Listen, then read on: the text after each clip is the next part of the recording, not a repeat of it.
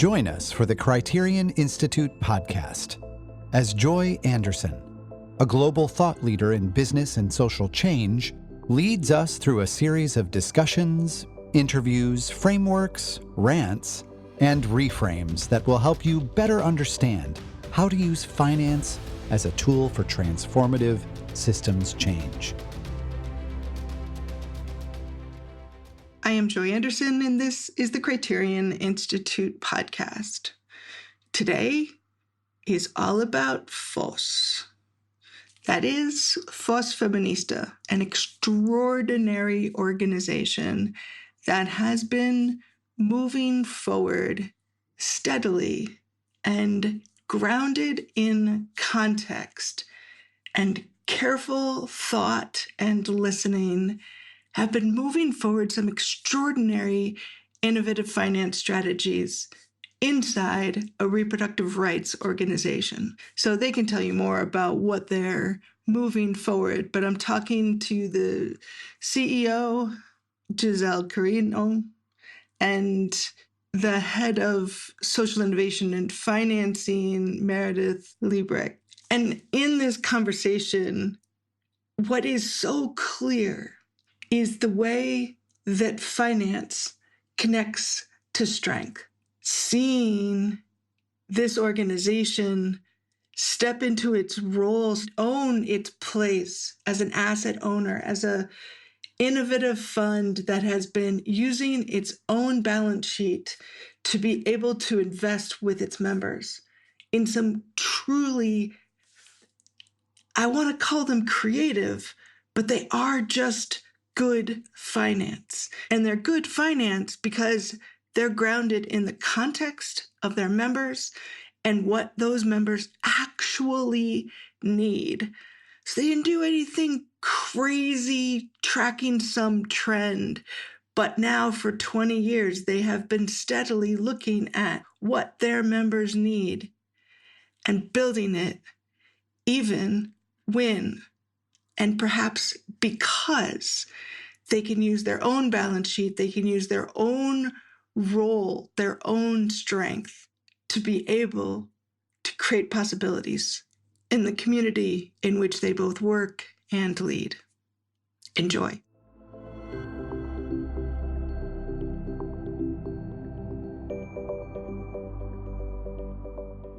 So one of my favorite things about the last year or so of my life is that I've learned a new verb, and that is to Fòs. And it's kind of like think to have fun, but married with like super deep impact and like really cool women. So let me introduce you to these amazing friends of mine who run Fòs Feminista and do all kinds of cool stuff. So Giselle, start us off here. So to Fòs as a verb is obviously just my little invention. It's really the name of an organization that comes from another history. Tell us the story of where Fòs comes from. Thank you, Joy, and thank you for giving birth to the verb of Fòs.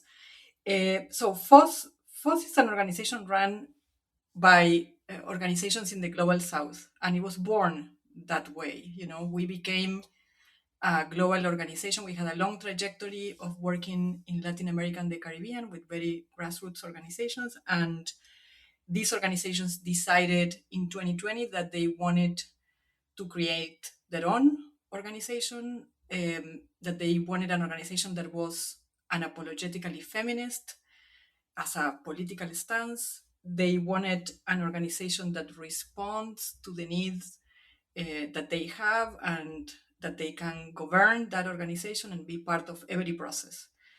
And we just enabled that to happen. So in 2020, Fòs was born. The name Fòs means strength in Haitian Creole, and feminista, as it's a word understood, feminist in English, Spanish, Portuguese, French, very similar. So the name speaks about who we are. And what you see today, we are an alliance of about 200 grassroots groups, women's rights organizations around the world that come together to advance reproductive justice. And you sit in that broader, right? Though, Giselle, you're part of this broader, very complex world of reproductive rights organizations, right? Because from the outside, there's like a whole bunch of different actors, right? From Planned Parenthood to all of the other variations. You're part of that whole world, right? Yes, we are part of that ecosystem. Worked to advance the same agenda from a different perspective, perhaps. No, the organizations we work with, just to give you a sense, are all organizations from the global south or global majority countries, like we like to call it. These organizations tend to be very grassroots. We try to go deep and build ecosystems in the countries, because we have learned that building the infrastructure of the movement, helping to support that, is the best way to sustain the work forward. That organizations Mm-hmm. have been created to advance the work, and when you only have one partner, or work to build one organization rather than the infrastructure of the ecosystem of Mm-hmm. organizations, you run the risk both of putting that partner as a target for the opposition, and very easy target, but also that's not, in our experience, the best way to sustain the work, to sustain the wins. What happens in reproductive justice and in other areas of the progressive agenda, we work providing care directly in communities, in clinics, and through community work. We also do policy change, and oftentimes focus on policy wins. And we have known for many years, it takes many years to get a policy win, and then it takes many years to sustain it. You, Mm-hmm. the laws, the policies. Latin America and the Caribbean is a region full of laws and policies that just remain on paper. So we have, I guess, learned the hard way that the work we have to do is long term. And our best bet is really to support organizations to do what they are set out to do best. And so after the law changes, you work on the regulations, you train people, you ensure that there are budget allocations for those things you have fought so hard to get on the books. And then there has to be social accountability, right? There has to be a way to know whether the services, the care reaches the women, the girls, the gender diverse people that need it the most, no? So Mm-hmm. it's a long-standing cycle that we work to create, and there is no better way than supporting the organizations on the ground to do that over the long term, right? So that has been our commitment as Fòs. What I love about how you show up is you are sort of movement first, right? You are actually for, by, in the movement. But I've met a lot of your board members, and I know you as a leader, Giselle. You're not just, you are the movement. You are, and you're grounded in the movement. But sometimes I find that movement organizations aren't then good organizations, right? They're good at the movement bit, but then how to actually be a stable organization so that you can be a sustaining force in the movement is kind of hard. And so you've built this like great board and a strong organization. Why did you get to do that as a leader? Like, why did you step into all of this to lead this, Giselle? Well, I was coming from working on gender-based violence, and my first work was really to look at laws and policies, and I kind of got a little bit bored of just looking at laws and policies, and wanted to see how these actually get implemented on the ground. And as you engage with the movements, whatever part of the movement you belong, you see that are these organizations who oftentimes are invisible. They're not in the right tables, they don't speak the right language, they don't read the right journals, they definitely don't get published in those places. So I think for us, it has always been core to ensure that we as an organization are able to develop ourselves, to disrupt the power dynamics that hurt the organizations that are at the bottom, the hardest to reach, the most community organizations, to create conditions so we can make it a little bit better. For that, you have to play by the rules. You have to have good audits, a good board, good financials, good. Otherwise, you can leverage resources for Right. others, right? Those are the rules of the game. We know that those rules are oftentimes not fair. But we also know we have to play by those rules if we are to do, if we are to leverage our position as an intermediary Yeah. in this case, or as a field builder, whatever you want to call it, for others, no? As a strong organization, though, that's what just is so central to all of this. Like, even recently partnering with you, like, your AI policy was so flippin' sophisticated and clear that, like, we're learning from it, which we needed to learn from somebody for sure. But like that kind of organizational stability is so often underrated, and that it became the juxtaposition, which shouldn't be a paradox, but it often is treated as such, to be both a strong organization that can work through the rules the way they're set up, but stay focused on those for whom those rules don't work simultaneously.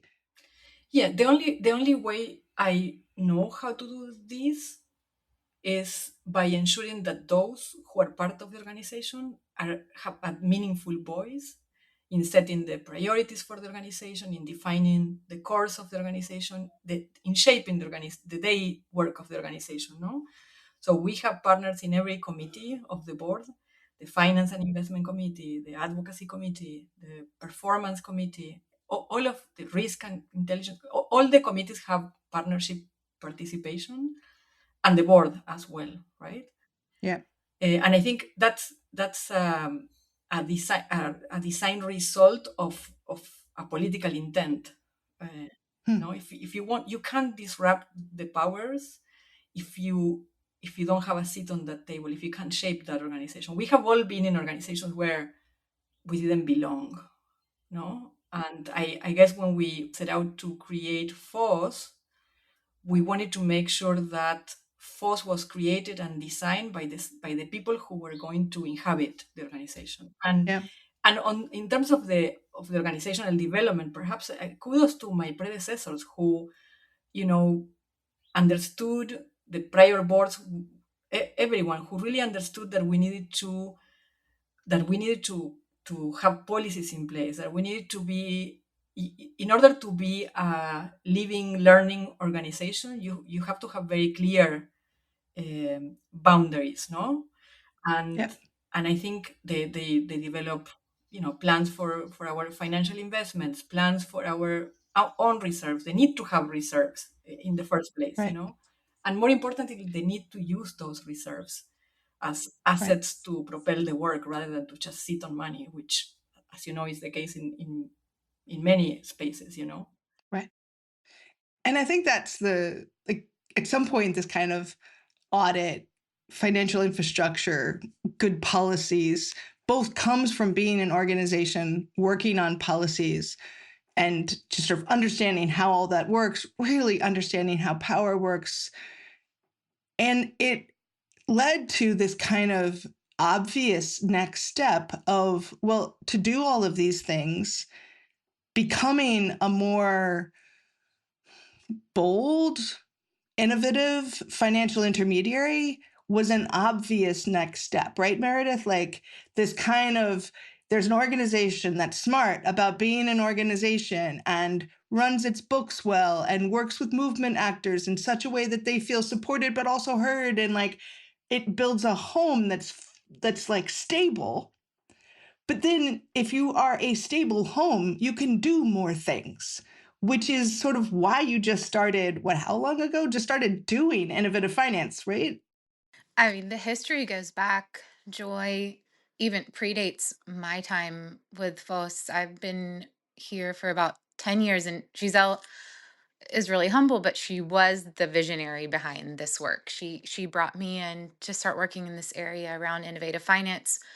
But I want to say 1998 was the first time that the leadership worked with the board to designate $1 million of reserves and say, we see some opportunity for sustainable growth around sexual and reproductive health models. At that point in time, we were working in Latin America and the Caribbean.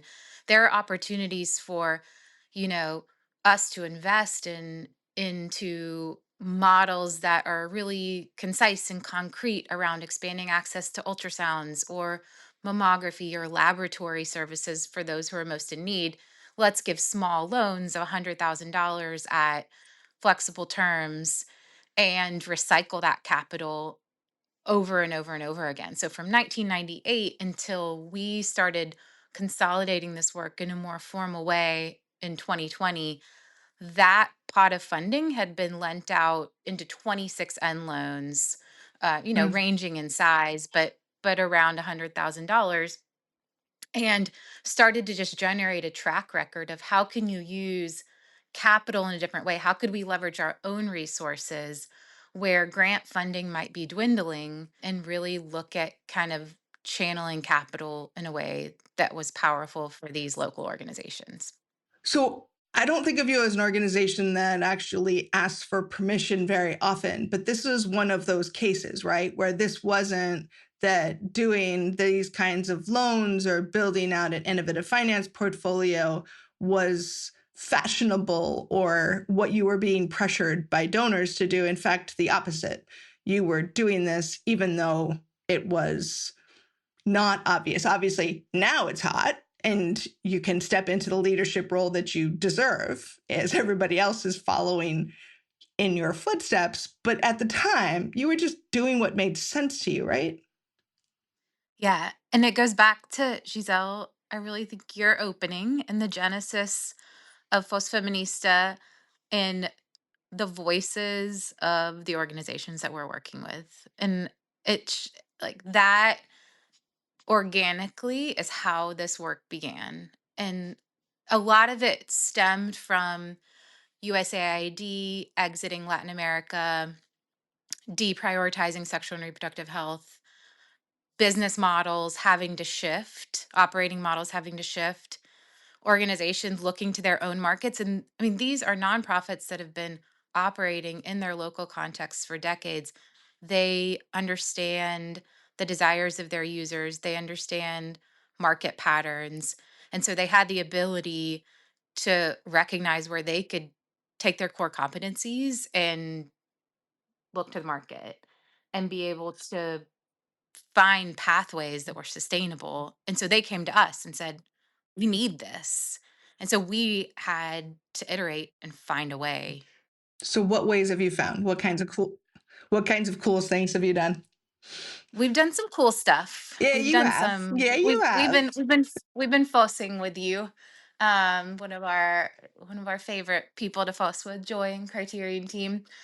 But what we really tried to do is kind of take that ethos of working, co-collaborating, co-creating, whatever co-word you want to use with partners, listening to their needs, and then figuring out how do we work together to build solutions that are sustainable, but ultimately that are in service of expansion of access to sexual and reproductive health care, contraceptives, an enabling environment around that care that benefits women, girls, and marginalized communities. And so we work together to build those solutions. We folks are creating basically an investable pipeline of these sexual and reproductive health solutions.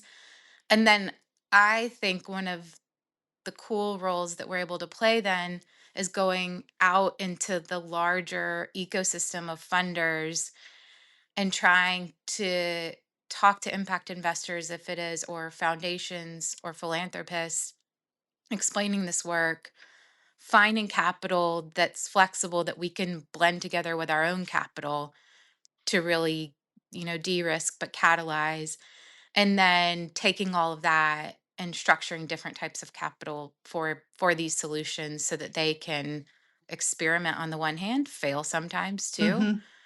grow and scale.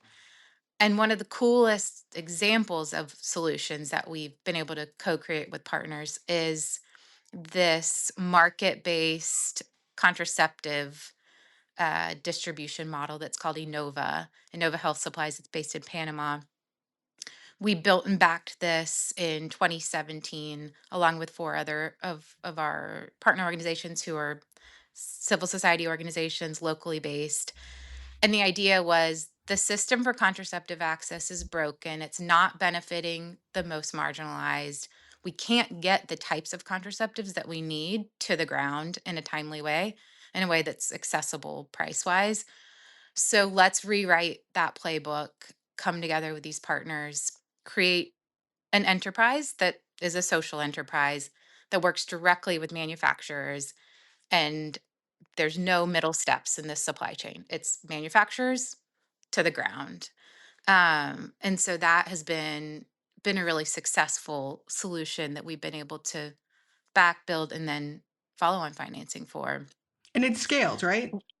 And it's scaled. Yeah. It started with a handful of clients, customers, purchasers, $1 million in revenue in 2018, and has grown to $6 million in revenue most recently in 2025, working across 20 different customers, purchasers, and finding ways to, build brands, build their own proprietary, Innova building its own proprietary brands, which can further lower costs Hmm. for end users, and looking across the continuum of sexual and reproductive health products, from different options of contraceptives to menstrual dignity products, to even looking into, the continuum of perimenopause and menopause. And so really powerful to see how it's Right. grown and scaled.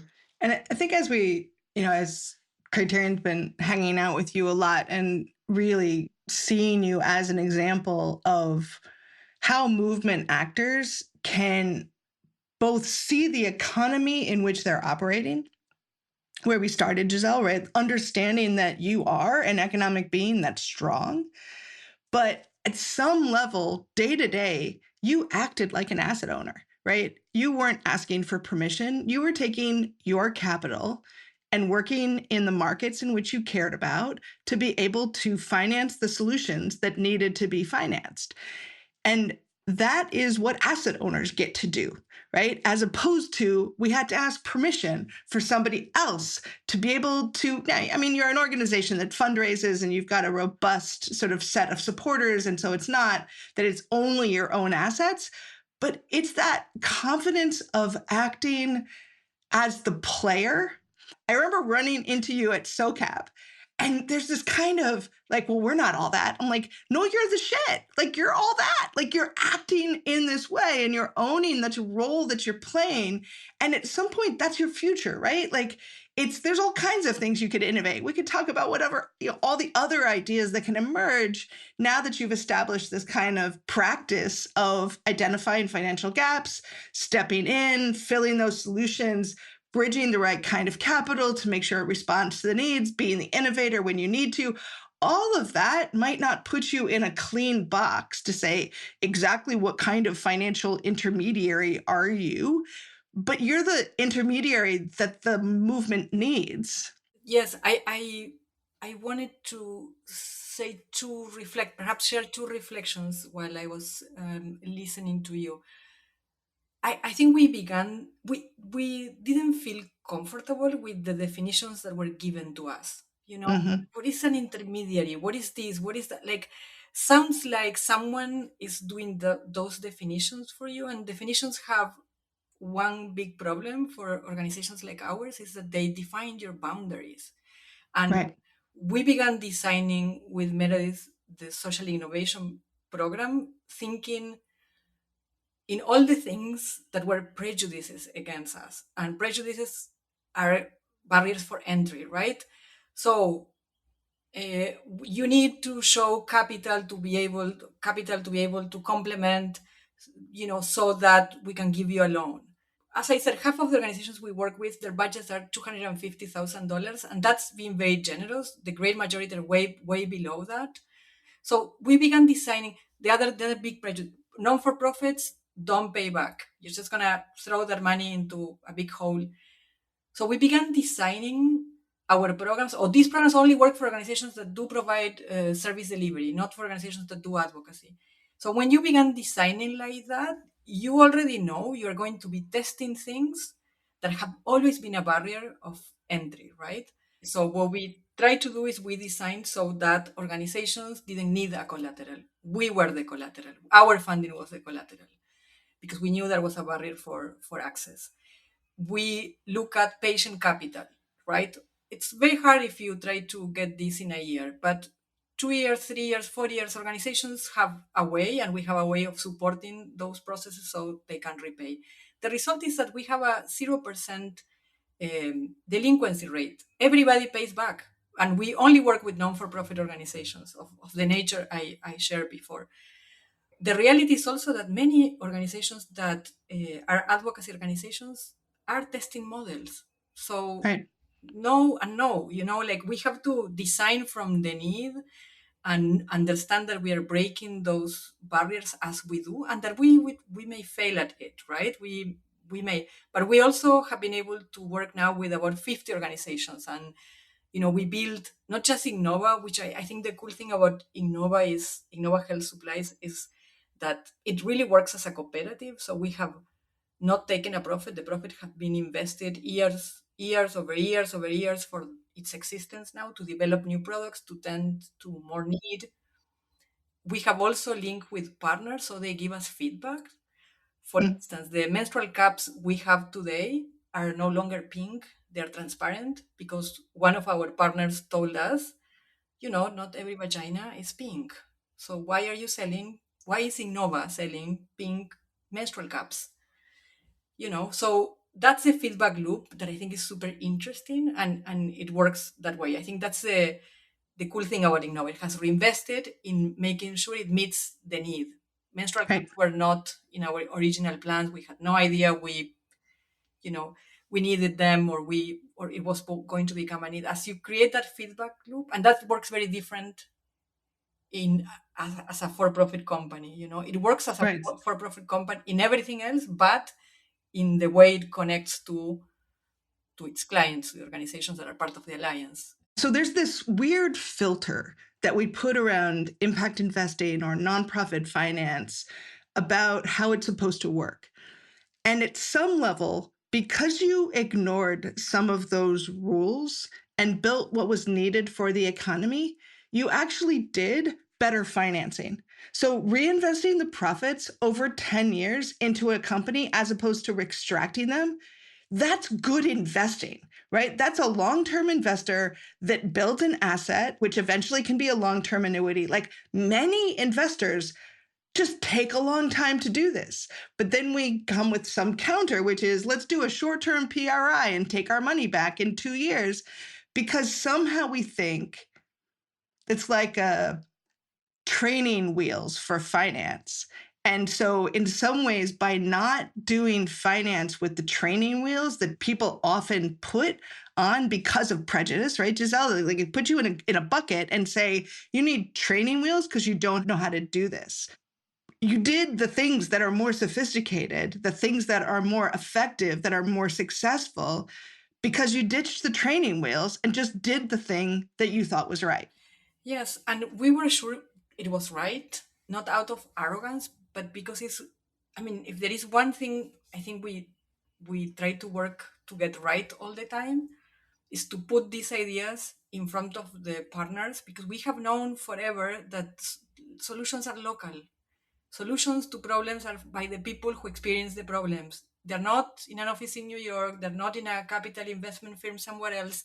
So we knew we needed to make sure we listened properly, And the problem Yeah. to solve was our problem. Our problem was to seek collateral. Our problem was to figure out how to. That's our problem.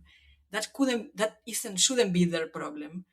And with Innova in particular, I am very proud because the majority of the organizations that are equity partners, and we learned to call ourselves that way, um, are from the global majority countries. Are also organizations, some of which provide direct services, and some of which are advocacy organizations who understood they need to play a part in this, because when you don't sit at the table and build that table, and we have helped them become equity partners. They Right. perhaps didn't have those resources, but they wanted to.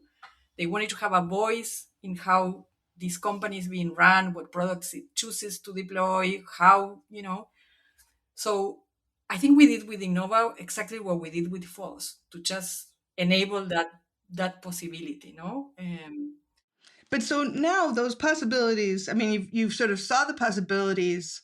You built what was needed to be able to be a financial intermediary with a set of assets that you're leveraging, just like any investment manager does. So, Meredith, where do you take all of this?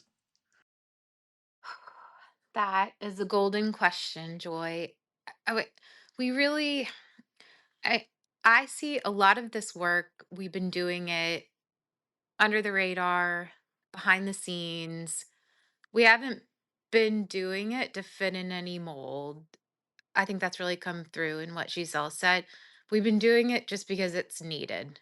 And we, through by virtue of listening and working so closely with partners, building solutions and responding and understanding that building the sustainability and the endurance of the movement beyond restricted project cycles, beyond dwindling grants, is the only way to ensure that it lives on beyond all of Right, us. right. And so I you know, I'm not somebody who usually stands up and shouts from rooftops. But you need to. You guys gotta shout from I've the d- freaking rooftops. I'm sorry, now I'm yelling, but like at some point, like the doing this quietly was so amazing and let you do the right thing and didn't get attention that would have maybe pushed you and said you need some training program to know how to do this the way that's not going to actually work. But now you need to show people that they can just do this like a badass movement. It is definitely, I think it's the exemplification of the badass movement. I'm in on that. And it's a good moment. And we have been working with some incredible partners. Criterion's one of them. We've been able to secure investment from investors that have elevated who we are, which is awesome. We've been able to have partners spotlighted in this type of work that never would have before, and which is very exciting for them. Having partners come with us to spaces like Marmalade Festival at Skull World Forum or other Yeah, really big stages, that's exciting. yeah, And that, I think, is a boldness that this movement really stands for. So that's what I see for us. I see a little bit of scaling some houses and rooftops and jumping up there, and and and then just staying true to continuing to listen to our partners and their needs, right. uncovering solutions. We've worked within this where we have this program structure within FOS. It's called the Innovation and Social Enterprise Lab. We've worked with 34 partners within that lab. We have a network of 180 plus partners across the global majority. There is a lot of room for us to continue to expand this work that we're doing within the alliance and connecting to other movements, connecting to other actors in sexual and reproductive health and in adjacent spaces. I think it's really exciting. Yeah. And so for me, this verb, fossing, then I can't say with this, I'm not even going to try to say it with the right accent because I am who I am, but the fossing is built in what the word means, which is strength. And I think your ability to sort of dance with the strength that you have in these capital markets with your partners. And now you just need to dance on some rooftops, Meredith, a little bit louder and maybe sing with a little bit louder music. And so people can see that this is just a dance that movements already do. It just needs this undergirding strength that you built within the organization so that you are a strong organization in the midst of this dance. Totally resonates. Will you dance with us, Joy? Absolutely. Let's do it.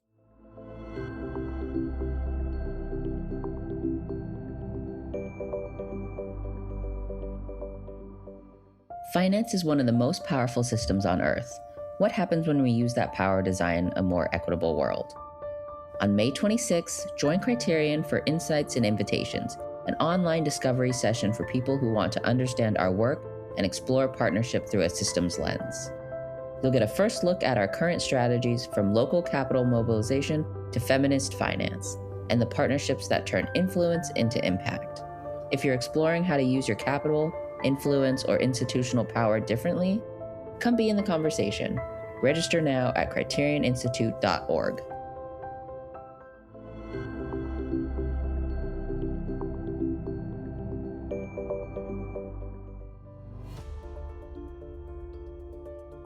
To learn more about our work, visit us at criterioninstitute.org. And if you're enjoying this podcast, please leave us a review on Apple Podcasts or Spotify. Your reviews help our podcast reach a wider audience. Thanks for listening.